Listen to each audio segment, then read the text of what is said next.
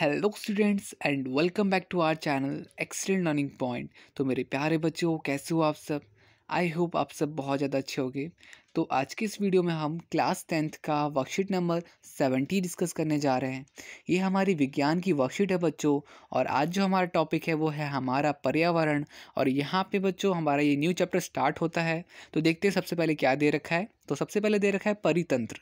तो बच्चों परितंत्र क्या होता है?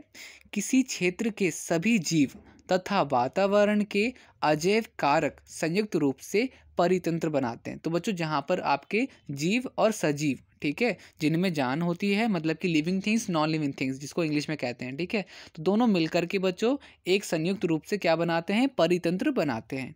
अब बच्चों परितंत्र के प्रकार, तो बच्चों एक होता है प्राकृतिक, जो कि प्रकृति द्वारा बनाया जाता है, और एक होता है कृत्रिम, जो मानव द्वारा निर्मित होता है, ठीक है।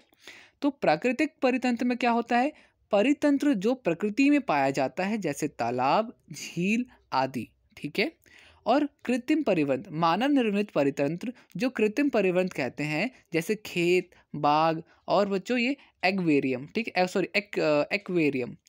और यहाँ पे बच्चों अब कृत्रिम जो परितंत्र है हमारा, परितंत्र के घटक कौन कौन से हैं? तो अजैविक घटक, जिनमें मतलब जान नहीं होती बच्चों, जैसे बच्चों हवा, जल, भूमि, इनमें जान नहीं होती। जैविक, जैसे पौधे और जानवर, ठीक है बच्चों। जैविक भी जो होता है हमारा 3 टाइप का होता है: उत्पादक, उपभोक्ता, अपघटक, ठीक है। अब बच्चों देखो, उत्पादक जो उत्पाद करते हैं, अपघटक जो खत्म हो जाते हैं, और उपभोक्ता, उपभोक्ता हमारे 4 प्रकार के होते हैं: शाकाहारी, मांसाहारी, सर्वाहारी, परजीवी, ठीक है। शाकाहारी जो सिर्फ और सिर्फ वेजिटेरियन होते हैं, मतलब कि नॉनवेज नहीं खाते, ठीक है, फल फूल सब्जियां वगैरह खाते हैं। मांसाहारी जो सिर्फ और सिर्फ मांस खाते हैं। सर्वाहारी जो दोनों का ही सेवन करते हैं। परजीवी जो कि बच्चों छोटे मोटे पेड़ पौधे होते हैं, जो कीड़े मकोड़ों को खाते हैं, ठीक है। तो देखो यहाँ पे बच्चों अजैविक घटक सभी निर्जीव घटक, जैसे हवा, पानी, भूमि, प्रकाश, तापमान आदि को अजैविक घटक कहते हैं। जैविक घटक, जैविक घटक सभी सजीव घटक, जैसे पौधे, जानवर, सूक्ष्मजीव आदि को जैविक घटक कहते हैं, ठीक है।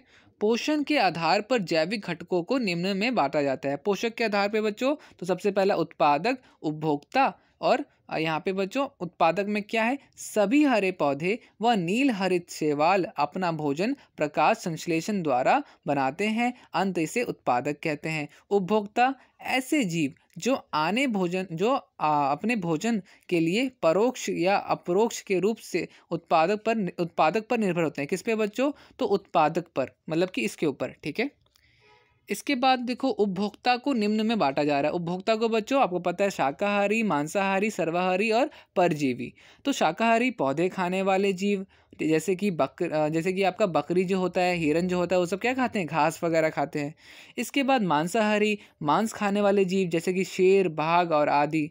और इसके बाद सर्वाहारी, जैसे ऐसे जीव जो हरे पौधे व मांस दोनों ही खाते हैं, जैसे मानव, कौवा, ठीक है। इसके बाद परजीवी, परजीवी दूसरे के शरीर पर रहकर भोजन प्राप्त करने वाले जीव, जैसे कि जू और अमरबेल आदि, ठीक है। इसके बाद देखो हमारा अपघटक, अपघटक क्या है? तो वो जीव जो मरे हुए जीव व पौधों को सरल अणुओं में अपघटित करते हैं, जैसे कि जीवाणु आदि। तो यहाँ पे बच्चों हमारा सारा खत्म होता है। मतलब आधी वर्कशीट खत्म होती है, फिर आधा और कुछ थोड़ा सा बचा है, ज़रा उस पर आते हैं। आहार श्रृंखला, तो बच्चों आहार श्रृंखला, इस श्रृंखला से मतलब क्या है? तो देखो हर चीज़ की एक चेन बनी होती है, जैसे घास। अब बच्चों घास को कौन खाता है? हिरण। अब हिरण को कौन खाता है? शेर। तो इस तरह से बच्चों ये क्या है? ये एक आपकी आहार श्रृंखला कहलाते हैं इसे, ठीक है। यह ऐसी श्रृंखला है जिसमें एक जीव दूसरे जीव को भोजन के रूप में खाता है। घास हिरन और हिरन से शेर, ठीक है। एक आहार श्रृंखला में उन जैविक घटकों को जिनमें ऊर्जा का स्थानांतरण होता है पोषी स्तर कहते हैं, ठीक है बच्चों। ऊर्जा का स्थानांतरण मतलब कि सपोज मैंने कहा इस घास में 1000 जूल ऊर्जा है, ठीक है। तो अब इस घास में जितनी एनर्जी है बच्चों, इस हिरण में आएगी, इस हिरण में पूरी नहीं आती। इस घास का 10%, मतलब कि सिर्फ और सिर्फ 10% ही एनर्जी किस में आता है? हिरन में आता है। मतलब कि 1000 जूल का 100 तो 100 एनर्जी किस में आती है, हिरण के अंदर। अब बच्चों इस हिरण को शेर खाता है तो इस 100 जूल का एनर्जी मतलब कि 10% के पास आएगा सिर्फ और सिर्फ 10।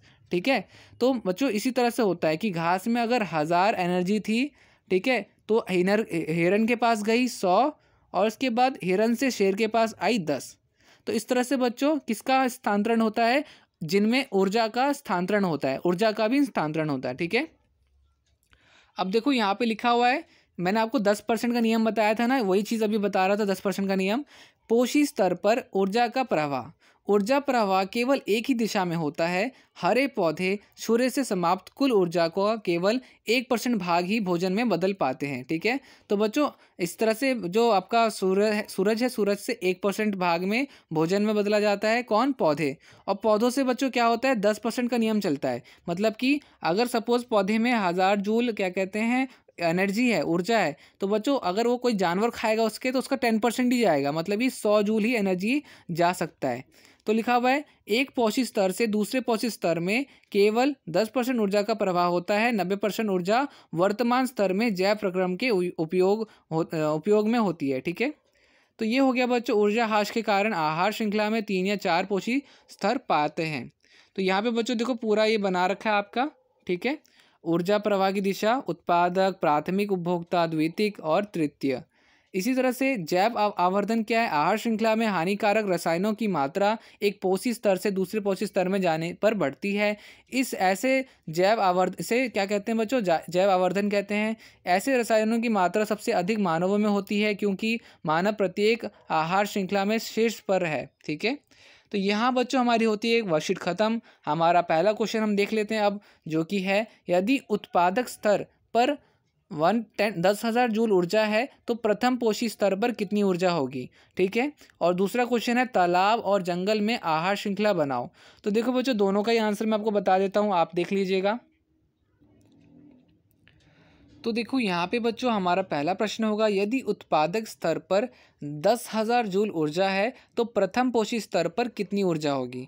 तो हम क्या लिखेंगे, उत्पादक स्तर पर ऊर्जा, उत्पादक स्तर पर ऊर्जा कितनी थी, 10,000 जूल थी, तो प्रथम पोषी स्तर पर ऊर्जा क्या होगी। तो बच्चों यहाँ पे आप लिखोगे 10,000 जूल इंटू 10%। हम कौन सा नियम लगाएंगे, 10%। ठीक है, 10% नियम लगाएंगे यहाँ पे।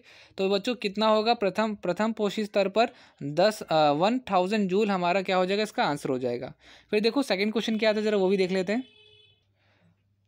तो दूसरा क्वेश्चन जो था हमारा बच्चों, तालाब और जंगल में आहार श्रृंखला बनानी है, तालाब और जंगल। तो देखो बच्चों इसका भी आंसर मैं आपको करा देता हूँ। तो बच्चों इस तरह से देखो, आपसे जंगल बोला जा रहा था, फॉरेस्ट होता है जंगल, पॉन्ड होता है बच्चों तालाब। ठीक है, तो फॉरेस्ट में आपका देखो हिरन होता है। ठीक है, हिरन मतलब कि जो है जंगल से घास फूस कौन खाती है, हिरन खाती है, और हिरन के बाद आपका टाइगर आ जाता है।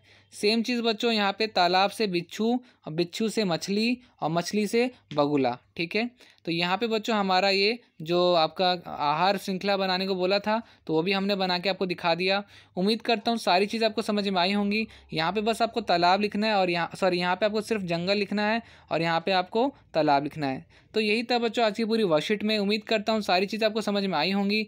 वीडियो अच्छी लगी तो प्लीज़ लाइक शेयर कमेंट जरूर कीजिएगा। आज की वीडियो में इतना ही, मिलते हैं नेक्स्ट वीडियो में, तब तक के लिए bye bye and take care.